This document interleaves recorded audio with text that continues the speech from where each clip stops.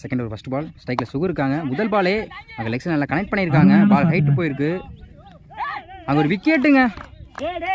முதல் பாலே இங்கே ஒரு விக்கெட்டு. இது டாட் பாலுங்க. ஃபர்ஸ்ட் பால் ஒரு விக்கெட் எடுத்தார். Second ball dot ball அடக்கிருக்கு.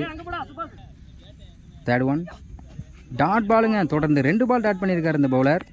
Fourth one inside ஆயிருக்கு. இங்கே ஒரு விக்கெட்டுங்க. மீண்டும் ஒரு விக்கெட். பவுலர் இந்த பவுலர் வந்து தொடர்ந்து 2 ஓவர் விக்கெட் எடுத்திருக்காங்க. 2 பால் டாட் போட்டிருக்காங்க.